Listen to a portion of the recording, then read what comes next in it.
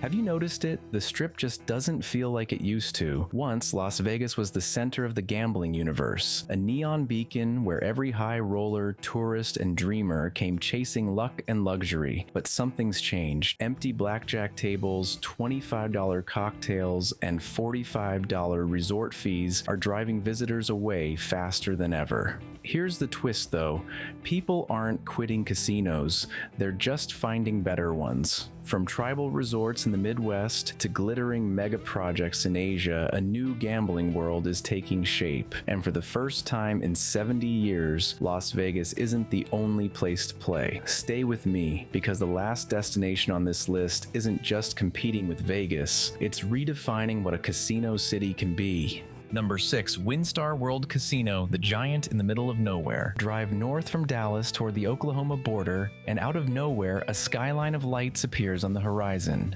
No, it's not Vegas, it's WinStar World Casino and Resort, the largest casino in the United States. Run by the Chickasaw Nation, WinStar sits in Thackerville, Oklahoma. Population, barely 500. But step inside, and you're in a different world. 400,000 square feet of gaming space, 10,000 machines, and 3,500 hotel rooms. It's bigger than Caesar's Palace, the Venetian, and the Bellagio combined. The secret to its success? Simplicity. WinStar doesn't sell luxury, it sells accessibility. For millions of Texans, it's a 1-hour drive. No plane tickets, no resort fees, no $25 cocktails. Parking is free. Rooms average $150 or less. The math writes itself. You can gamble more, eat better, and sleep cheaper than you ever could in Las Vegas. Vegas used to be built on that exact promise. Affordable fun for everyone. But corporate greed flipped the script. Resort fees, parking charges, overpriced drinks, they've turned the Strip into a luxury tax disguised as a vacation. WinStar saw that gap and filled it. It also helps that the Chickasaw Nation reinvests profits into its own community, not shareholders. Healthcare, education, and local development all get a cut. That means no Wall Street execs demanding higher fees or lower comps every quarter. Guests feel it too. You're not just another mark walking through a maze of branded restaurants. You're treated like a regular. That loyalty is what's killing Vegas slowly. WinStar's guests don't come once every few years, they come every few weeks, and that consistency has made the casino a regional powerhouse, pulling in around $2 billion a year in gaming revenue, rivaling some of the biggest Strip resorts. It's also reshaped what casino travel even means. Vegas is a commitment. Book a flight, spend thousands, brace for lines and fees. WinStar is spontaneous. Get in the car, drive an hour, and play. That kind of accessibility is exactly what younger and middle-class gamblers want in 2025. Short trips, low cost, maximum playtime. Even during COVID, when Vegas went dark for months, tribal casinos like WinStar bounced back faster because they rely on local traffic, not tourists. So, is WinStar killing Vegas? Not directly. WinStar didn't just outgrow Vegas in size, it outsmarted it in strategy. While Vegas chases high rollers, WinStar built an empire for the rest of us. Number 5, Mohegan Sun, the East Coast empire that outsmarted Vegas. If Las Vegas is the desert kingdom of gambling, Mohegan Sun is its lush East Coast rival, and it's winning the war quietly. Located in Uncasville, Connecticut, Mohegan Sun doesn't just mimic the Vegas experience, it perfected it for the East Coast. It's massive. 3 hotel towers, 2 huge casinos, a 10,000-seat arena, luxury shopping, and restaurants that range from $5 pizza slices to Michelin-level dining. But what makes Mohegan Sun so dangerous to Vegas isn't the scale, it's the location. It sits right between New York City and Boston, 2 of the wealthiest, most densely populated regions in America. For millions of people, Mohegan Sun is a 2-hour drive instead of a 6-hour flight. That accessibility means more visits, more loyalty, and less reason to ever step foot foot in Nevada. And it's not just a gambling hub, it's a full-blown entertainment city. The Mohegan Sun Arena hosts major concerts, UFC events, NBA games, even comedy tours. It's ranked among the top 10 arenas in the world for ticket sales, beating out several Vegas venues. For East Coast gamblers, that means you can see the same acts you'd see in Vegas, without losing a weekend or paying thousands in travel costs. Financially, Mohegan Sun is built differently. It's owned by the Mohegan tribe, which means profits go back into tribal programs and local development, not into the pockets of corporate executives. That gives it the freedom to offer lower room rates, free parking, and fewer hidden fees, the exact opposite of what's driving tourists away from Vegas. And the effect is showing. Visitors describe Mohegan Sun as a place that still feels welcoming, with friendly dealers, attentive service, and affordable tables. You won't get nickel and dime for Wi-Fi or early check-in, and when you grab a drink, it won't feel like a mortgage payment. That's the irony here. Vegas was supposed to be the city that offered everyone a taste of luxury, but Mohegan Sun delivers it better, without the attitude. It's clean, safe, and connected, yet still personal. And it's eating into Vegas's East Coast customer base, one road trip at a time. So when Vegas wonders where its middle-class gamblers went, the answer isn't complicated. They didn't disappear. They just stopped buying plane tickets. Number 4. Foxwoods Resort Casino. The original East Coast powerhouse. Before Mohegan Sun rose to fame, there was Foxwoods Resort Casino, the one that proved Vegas didn't have a monopoly on glitz, gambling, or grandeur. Tucked away in the forests of Mashantucket, Connecticut, Foxwoods is more than a casino. It's a city under one roof. 6 casinos, more than 3,400 hotel rooms, 250 gaming tables, thousands of slot machines, a golf course, spas, shopping malls, and theaters, all built and operated by the Mashantucket Pequot tribal nation. When it opened in the early 90s, Vegas laughed it off. A casino in the middle of the woods? Who's gonna drive to Connecticut for blackjack? But Foxwoods had something Vegas didn't: geography. Millions of gamblers live within a 3-hour drive. From New York, Boston, and Philadelphia, people who wanted the Vegas experience without the flight, the desert, or the $30 cocktails. And it worked. For years, Foxwoods was the highest grossing casino in the US, pulling in billions annually and cementing tribal gaming as a legitimate rival to Nevada's casino empire. The difference wasn't just convenience, it was the experience. Visitors describe Foxwoods as approachable, friendly, and refreshingly affordable. You don't need a $500 bankroll just to play a few hands. The resort is also known for something Vegas lost a long time ago: heart. The profits from gaming go back into the Mashantucket Pequot community, funding housing, education, and healthcare. That community focus creates a different kind of loyalty. People aren't just spending money, they feel like they're part of something. Meanwhile, Vegas has turned into a corporate machine. Resort fees, parking fees, drink surcharges, it's all designed to extract every penny from the guest. At Foxwoods, parking is free, rooms are cheaper, and the staff isn't stretched thin trying to meet shareholder targets. And Foxwoods isn't standing still. It's expanded into esports, added a high-end shopping center, and developed partnerships for live shows and luxury dining. Instead of tearing down and rebuilding like Vegas does every decade, it's adapted quietly, consistently, and profitably. It's also one of the safest bets in the business. Foxwoods weathered the 2008 recession and the pandemic downturn far better than many Vegas resorts. When the Strip was empty, Foxwoods still had regional visitors driving in. Because unlike Vegas, it doesn't rely on tourists flying halfway across the country. It thrives on repeat local traffic. That's the real threat to Vegas. Foxwoods doesn't have to replace it. It just has to keep enough players home.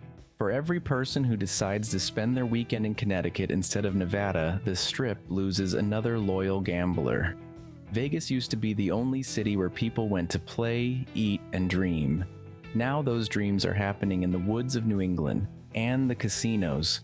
They didn't need to charge you $50 to park. Number 3, Seminole Hard Rock Hotel and Casino, the rise of the guitar giant. If Las Vegas built its empire on neon lights, the Seminole Hard Rock Hotel and Casino in Florida built its legend on a glowing guitar. Standing 450 feet tall, the iconic Guitar Hotel in Hollywood, Florida, has become one of the most recognizable casino resorts in the world and a serious threat to the Vegas monopoly. What makes this place so dangerous to the Strip's dominance isn't just its design, it's how it redefines what a modern casino can be. The Seminole Hard Rock isn't trying to copy Vegas, it's outgrowing it. The property features over 3,000 slot machines, 200 table games, luxury hotel rooms, award-winning restaurants, and a 13-acre lagoon-style pool complex that feels more like a tropical island than a casino. But the secret to its success lies in how it balances luxury and value. You won't find $60 parking fees here. You won't be hit with endless resort add-ons that ruin your trip before it begins. Rooms are pricey, yes, but guests feel they're actually getting what they paid for, something Vegas can't promise anymore. Owned and operated by the Seminole tribe of Florida, this casino isn't beholden to Wall Street investors or quarterly profit reports. Every dollar earned gets reinvested into tribal programs, healthcare, and community development. That independence gives them the freedom to focus on experience over extraction. And visitors notice the service feels personal, the staff actually smiles. You don't feel like a number being scanned for data analytics. You feel like a guest. Entertainment-wise, the Hard Rock rivals the best of Vegas. The 7,000-seat Hard Rock live venue attracts A-list performers from U2 to Post Malone, and its clubs and bars stay packed every weekend. Yet, despite the glitz, it's still approachable. Locals drive from Miami or Fort Lauderdale for a night out. Tourists stop in before heading to the beaches. It's not a destination you have to plan months in advance for. It's spontaneous fun that feels genuine. Financially, the Seminole tribe has turned this casino into a powerhouse. According to state gaming reports, the Hard Rock pulls in billions annually, ranking among the most profitable casinos in the United States, sometimes even outperforming major properties on the Vegas Strip. That's not by luck, it's by understanding what Vegas forgot, that value and respect for customers matter more than corporate efficiency. And symbolically, the Guitar Hotel's glow across the Florida skyline feels poetic. Vegas once stood as the only beacon of gaming glamour in America. Now that glow has competition. It's moved east to a tribe that turned its heritage into an empire and its casino into a cultural icon. The Seminole Hard Rock proves you don't need the Nevada desert to create magic. You just need to remember why people gamble in the first place. For thrill, for fun, for escape. Number 2, Casino de Monte Carlo. The old world that Vegas could never be. If Seminole Hard Rock is the future of casino luxury, then Casino de Monte Carlo is the past that still refuses to die. And that's exactly why it's beating Vegas at its own game. Built in 1863, the Monte Carlo Casino isn't just one of the oldest gambling halls on Earth. It's the blueprint for everything Las Vegas tried to become. Marble floors, gold-trimmed ceilings, chandeliers the size of cars. It's not glitzy, it's regal. When you walk through its doors, you don't feel like you're entering a casino. You feel like you're stepping into a cathedral built to worship, risk, and reward. But what makes Monte Carlo so fascinating is how it thrives without trying to appeal to everyone. Unlike Vegas, which has turned gambling into a theme park for the masses, Monte Carlo has stayed exclusive, deliberately. There's a dress code, there's an entry fee, there's an unspoken rule that if you're not there to play seriously, you don't belong. It's old money elegance, and that exclusivity is its strength. The clientele is completely different from Vegas. Here you won't find bachelor parties stumbling through a hotel lobby or influencers live streaming from the roulette wheel. Instead, you'll find CEOs, aristocrats, and discreet high rollers who come for privacy,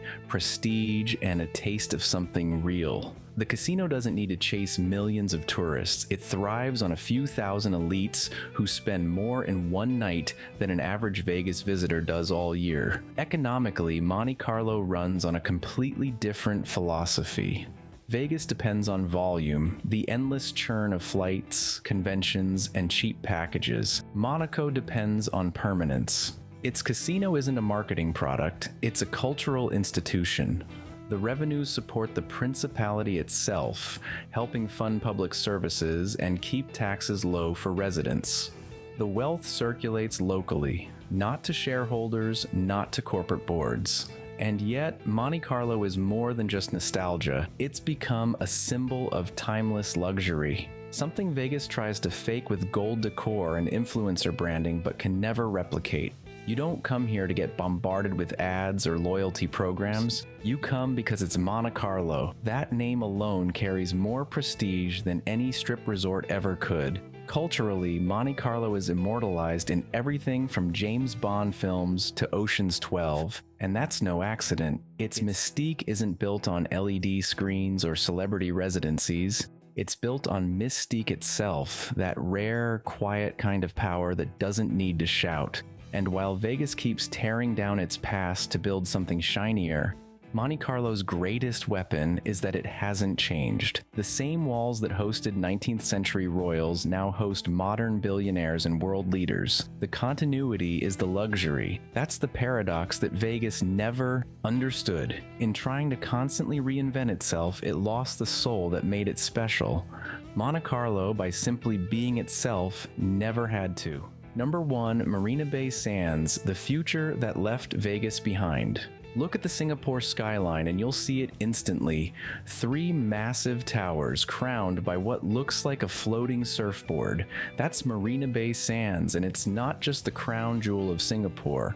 It's the new global face of gambling, luxury, and entertainment. The numbers alone are staggering. Marina Bay Sands features over 2,300 slot machines, 600 gaming tables, a 2,500-room luxury hotel, multiple Michelin-starred restaurants, a world-class shopping mall, and the world's most famous rooftop infinity pool, perched 57 stories above the city. But this isn't just a casino, it's a symbol. It represents everything modern travelers want. Exclusivity, safety, and sophistication, things Las Vegas used to embody but has slowly lost. Since opening in 2010, Marina Bay Sands has been generating billions in annual revenue, turning Singapore into one of the top 3 gambling markets on Earth, rivaling both Macau and Las Vegas. And the formula is simple. Take the Vegas model, strip out the chaos, and rebuild it around order, technology, and luxury. No resort fees, no fake charm, no gimmicks, just world-class service with precision execution. What makes Marina Bay Sands even more dangerous to Vegas's dominance is its location.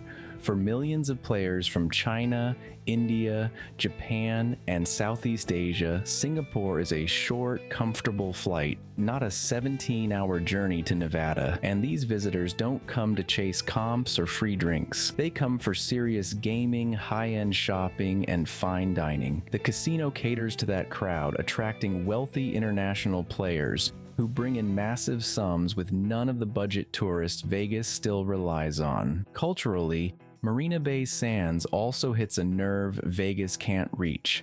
While Sin City leans on nostalgia, the Rat Pack, Elvis, old glamour, Singapore leans forward. Its entire identity is futuristic, sleek architecture, digital art, contactless everything. It appeals to younger generations who value experiences that look good online and feel effortless in person.